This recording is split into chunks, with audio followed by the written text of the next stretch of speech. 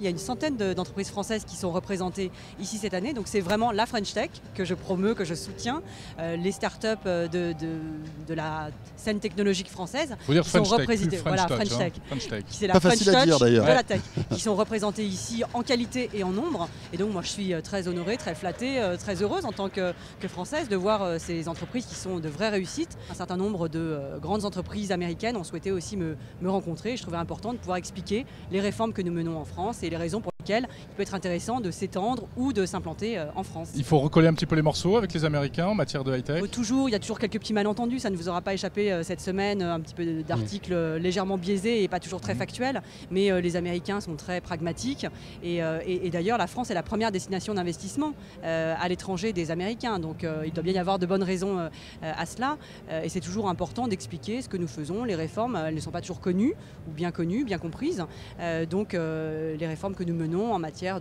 d'amélioration du fonctionnement du marché du travail, pour améliorer la compétitivité et les interlocuteurs que je rencontre ici sont très intéressés et ravis de savoir ce que nous mettons en œuvre. Si Netflix veut s'implanter dans un marché, effectivement il faut qu'ils acquièrent des droits sur un certain nombre de catalogues. Ça c'est pas à l'État d'intervenir là-dedans, c'est à eux de voir comment ils gèrent leur stratégie d'un point de vue financier, d'un point de vue de logique d'acquisition. Et donc voilà, c'est un premier. Ce sont des premiers contacts. Ils vont arriver en France ou pas, Netflix? Évidemment, ils sont déjà présents en Europe, dans un certain nombre de pays, en Scandinavie, en Grande-Bretagne. Ils regardent un certain nombre de marchés comme l'Allemagne, la Belgique, la France. Et pour l'instant, on en est juste à un stade de réflexion, de prise de contact.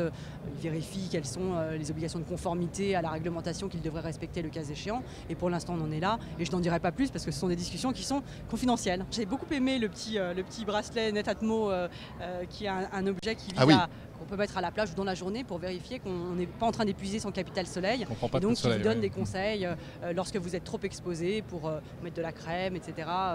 Pour bien gérer votre exposition au soleil. Donc c'est à la fois j'aime bien cet objet parce qu'il est très esthétique.